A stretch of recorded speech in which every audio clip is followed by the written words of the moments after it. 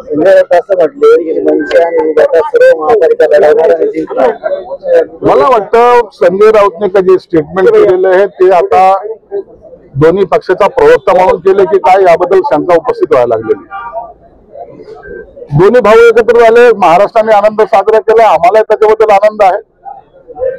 परंतु एक त्यांनी काल केलेल्या स्टेटमेंटमुळे आजपर्यंत संजय राऊतने जे जे भाकीतं केलेली आहेत ते भाकीतं उलटी झालेली हा इतिहास आहे। म्हणून लग्न आणखी झालं नाही, मुलाच्या नावाने बारसे साजरे करण्याचं काम हे संजय राऊत आता करतात, नामकरण करायचं विधी ते पार पडतात। आणि आश्चर्याची गोष्ट एक आहे की राजसाहेब इतके शांत कसे हा एक प्रश्न आहे।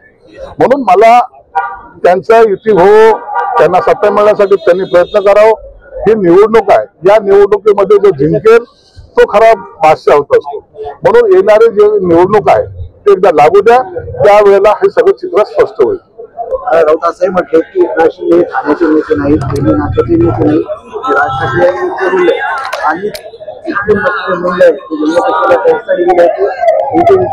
विचारा त्यांना बाळासाहेबांनी नेते दिले नाही, उद्धव ठाकरे त्यांना नेते दिले, उद्धव ठाकरेंचं त्यात मोठेपणा आहे।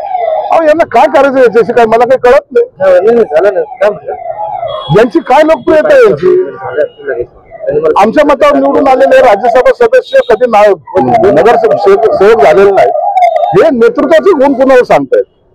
नेतृत्व आमच्यात नसेल तर त्या एकनाथ शिंदे साहेबांनी या विधानसभेमध्ये 60 सीट निवडून आणल्यात, छातीवर बसून ठोकून आणल्यात, हे त्यांचं नेतृत्व नाही। तुम्ही जे काय घोषणा करत होते मुख्यमंत्र्याचा चेहरा कोण, 20 सीट आल्या, काय स्वतःचा पराजयासाठी कधीतरी त्याचं चिंतन मनन केलं पाहिजे।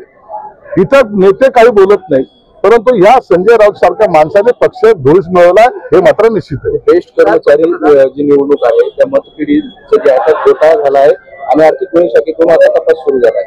दोन ठाकरे बंधू एकत्र आल्यामुळे सत्ताधारी असं करतात असा आरोप होतो आणि दानवेंनी देखील असंच म्हणले की सत्ताधारी सत्तेचा वापर करतात। अहो जर घोटाळा झाला असेल चौकशा प्रत्येक गोष्टीच होत असतात, होऊ दे ना, काय फरक पडतो? जर घोटाळा झाला नसेल तर काय चिंता आहे त्याची? म्हणून काहीतरी आहे तिथं, म्हणून एवढी मोठी ताकद तिथे लागते असा त्याचा अर्थ सुद्धा होऊ शकतो। म्हणून चौकशी अंती जे काय होईल ते होईल, आम्ही कायदेशीर कारवाईमध्ये कुठेही पडत नाही।